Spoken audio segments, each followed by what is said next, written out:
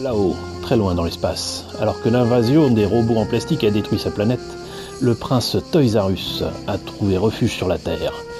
Il y récolte sans relâche des informations sur les robots en die-cast métal, dans l'espoir de reconquérir un jour sa mère patrie. Sauf qu'ici, visiblement, il branle rien. Ah, que la lune est belle ce soir. J'adore venir me reposer ici en jouant de cet instrument dont j'ignore tout. J'ai bien mérité un peu de repos. C'est vrai que j'avais tout donné pour la Soul of Shogokin.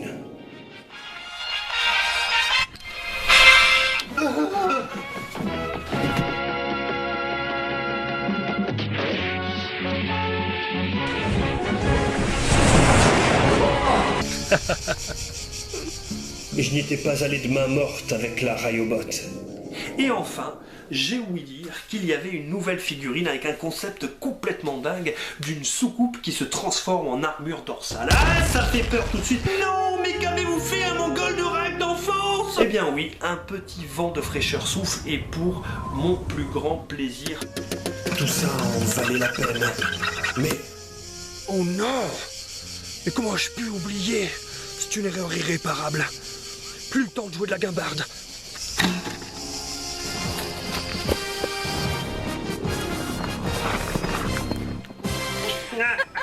Je vous rappelle que si je gagne cette partie, vous devrez enlever le haut. Toys R Us, combien de fois t'ai-je demandé de ne pas m'interrompre pendant mes recherches? Désolé, mais l'affaire est grave. J'espère que tu n'as pas encore balancé une de tes motos par-dessus la falaise pour arriver plus vite jusqu'ici. Non, je suis venu à cheval. Pauvre animal. Je t'écoute. Père, quid du Goldorak avec soucoupe Poppy de 1978? Je savais que ce jour arriverait à un moment ou un autre. Il s'agit d'un jouet mythique, prisé et très recherché sur la planète Terre. La planète bleue? C'est la même chose. Écoute plutôt. Bonjour, professeur Profion, c'est le professeur G.L. Kego. J'ai les données que vous m'aviez demandées au sujet de la soucoupe. C'est lors d'un été particulièrement pluvieux de 1978 que fut lancé le dessin animé Goldorak en France. Ce fut un énorme succès, si bien que la marque Mattel, qui possède déjà Big Jim et Barbie, décide de commercialiser pour Bandai les Shogun Warriors avec la soucoupe Goldorak. Goldorak et sa soucoupe deviendra ainsi le jouet phare de ce Noël 78. Et avant cela, Goldorak alias Grandizer fait son apparition au Japon en 1975. La première soucoupe sera elle commercialisée en 1976. Dans un premier temps, elle sera dissociée du Goldorak. Ce n'est que fin 76 que les deux seront réunis dans un même pack. C'est ainsi que la V1 est née. Professeur Profion, aujourd'hui le Goldorak et la soucoupe Poppy sont rares, chers et fragiles. Mais si votre fils se sent prêt, nous la mettrons à sa disposition. Maintenant, mon fils, va accomplir ta review. Prends la route 69. Non, c'est un fond vert. Oh, idiot. Go, go, Goldorak! Et l'aventure continue avec une nouvelle revue, cette fois-ci d'une version vintage de l'un des jouets les plus cultes qui nous est tombé dessus en France en 1978, Grandizer Saucer Goldrake en italien, distribué par Mattel et créé par la mythique société Poppy sous filiale de Bandai en 1978. Le dessin animé c'était la Toei et ça passait chez nous sur A22222. Ce jouet venait de la gamme Shogun Warrior, c'était en gros tous les super robots de Gunagai en version die-cast métal qui sont arrivés en même temps chez nous, mais c'est Goldorak qui a eu le plus de succès parce que le dessin animé était là, die-cast métal donc écrit ici, et on nous conseillait de ne pas tirer dans le visage, hein, c'était la douce époque où on pouvait éborgner ses frères et sœurs, maintenant c'est fini. Sur la tranche, une illustration du cornu où on nous explique en gros toutes ses fonctionnalités, en français. Ça donne point missile, tourne sa tête, ses poings tiennent des haches de combat et il plie ses jambes. Voilà, c'est la version du packaging ici italienne, hein, la version 2 il me semble, sortie en France en 1978. Pour info, c'est un jouet qui coûtait à l'époque aux alentours de 100 francs. Aujourd'hui c'est du x10, hein, c'est 500 euros si vous êtes nostalgique, c'est ce qu'il faudra débourser. Review Rack, go!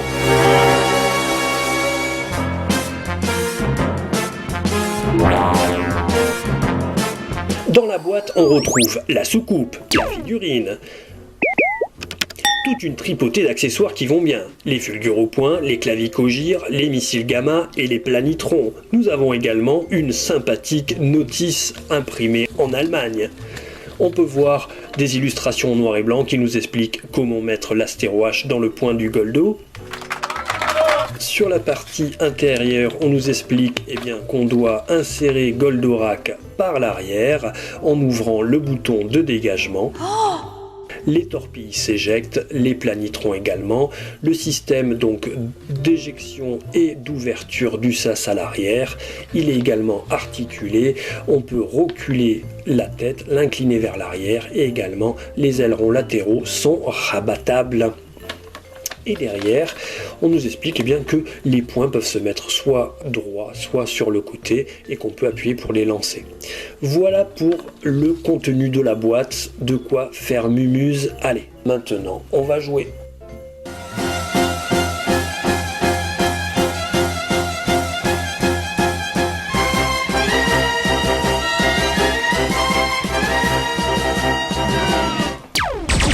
Voilà notre Goldo figurine en die-cast avec ses fulgures au point. Donc on avait deux positions. Là ici c'est la position avec le plat de la main vers le haut. Voilà. Et de l'autre côté, donc on avait ces deux trous qui permettaient d'avoir le choix. Et là c'est la deuxième position. Au niveau des articulations des épaules, c'est du 360 vertical, hein, c'est tout. Au niveau des jambes, une petite amplitude au niveau des genoux et de la jambe entière. Vous voyez, c'est pas foufou non plus. Mais enfin, c'est une figurine full die-cast. Et au niveau du cou, on va vers l'arrière et pas de gauche à droite. Voilà, c'est à peu près tout au niveau des articulations. C'est une figurine qui pèse son petit poids. Il y a du die-cast dans les épaules, dans le torse, dans les jambes. Le reste est en plastique, c'est-à-dire la tête et les poings. Et également, les astéroaches sont en plastique. Elles s'insèrent comme ceci dans les épaules. Et le voilà fully équipé. On va se tirer un petit fulgure au point quand même, qu'on voit à quel point ça fulgure. On appuie sur le bouton jaune qui est là, boum, et voilà. Ça c'est sympa. On va lui mettre ses astéroaches. Donc moi j'en mets une sur le haut et je vais en mettre une en bas également pour faire la version complète. Et c'était avec ça qu'il finissait la plupart de ses combats. Voilà, c'est vraiment un très bel objet. L'avoir en main, c'est du plaisir également. Et même de nos jours, l'avoir exposé chez soi, c'est toujours sympathique. Derrière, on a le marquage Poppy. Ici, le copyright en japonais. On a des vis un peu partout. Dérivés au niveau des deux genoux. Pareil au niveau de l'articulation des hanches et dans les épaules. Voilà pour le tour du corps nu métallique de 14 cm. Il est vraiment magnifique.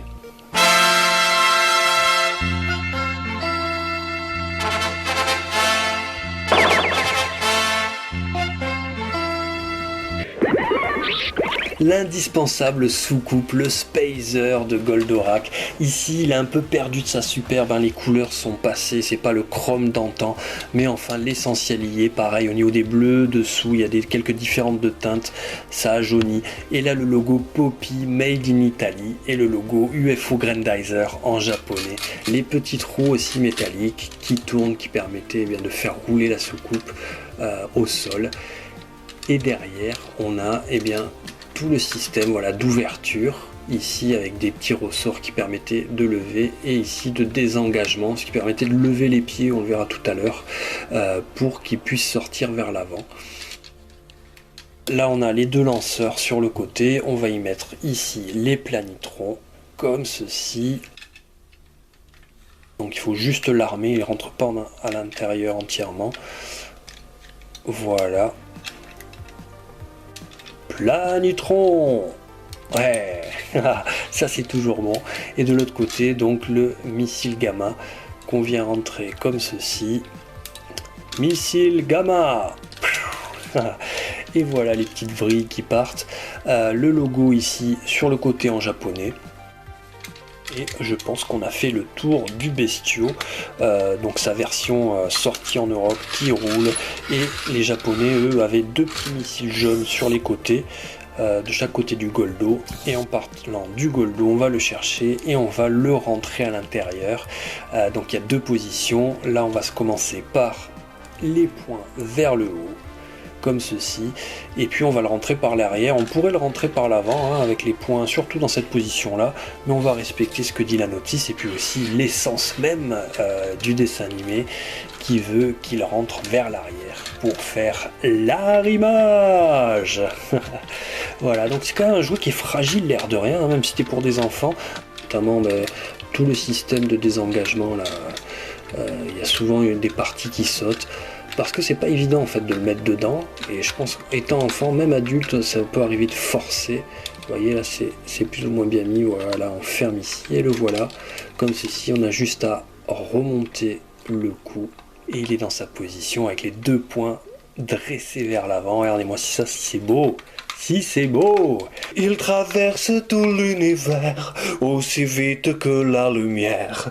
Qui est-il? D'où vient-il? Formidable robot des temps nouveaux. Regardez-moi ce bel objet, tout le savoir-faire de Poppy dans cette soucoupe.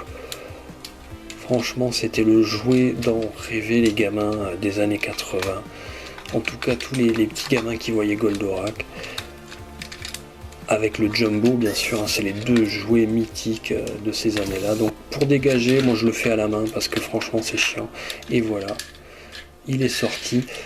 Allez, pour le plaisir, je vais le mettre dans la position avec les points le long sur les côtés. Rebelote. Alors on peut le mettre par l'avant aussi, c'est toujours les points qui gênent, surtout dans cette position-là, je le recommande pas, mais voilà. Et voilà dans la deuxième position qui est vraiment sympa aussi, celle du dessin animé. Alors bien sûr elle n'a pas les bras le long du Spacer, il les a à l'intérieur, mais c'est tout aussi sympa. Regardez-moi cette beauté.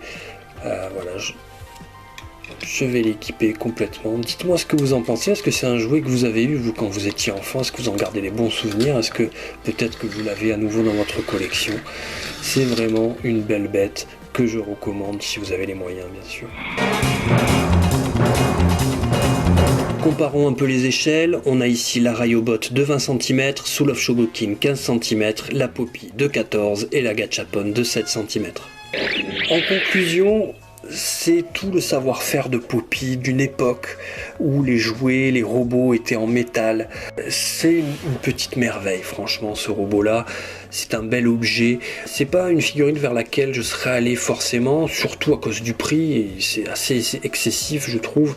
Bon, c'est la rareté, c'est aussi tout l'engouement qu'il y a autour de Goldorak, des gens de ma génération qui font que les prix ont grimpé. J'ai eu la chance qu'on me prête cette figurine pour la review, et en la manipulant, j'ai vraiment... je suis retombé amoureux de cette figurine-là, et ce qui est marrant, c'est que j'ai eu la chance de tomber dessus en vide-grenier. Je l'avais expliqué dans mon live, voilà, une pêche miraculeuse, et j'ai eu la chance de l'avoir alors dans un moins bon état que celui que vous voyez là, mais je pense qu'aujourd'hui si je collectionne tous ces robots, c'est grâce à Goldorak, quoi. C'est parce que j'ai été bercé dans les années 80 par les animés de Mecha et Goldorak en premier lieu, et c'est un jouet que j'ai eu le Jumbo aussi qui est un jouet mythique pour tout amateur de Goldorak. Donc voilà, c'est un incontournable, et qu'on soit branché robot ou pas d'ailleurs, je pense que si on a connu Goldorak dans les années 80 et qu'on est un peu nostalgique et qu'on collectionne, c'est l'objet à avoir. Je remercie tous les gens qui m'ont aidé à faire cette review. J'espère que cette vidéo vous a intéressé. Si c'est le cas, vous savez quoi faire. C'était Monsieur Toys, on se dit à plus, ciao. Si t'as kiffé la review, même si t'as rig 2 secondes, avant de partir pose un like. Si tu veux passer pour un fou, au risque de péter un ongle, appuie sur le bouton de partage. Si t'as pas compris ce que t'as vu, mais qu'au fond toi t'en redemandes, l'ami faut que tu subscribes, l'ami faut que tu subscribes.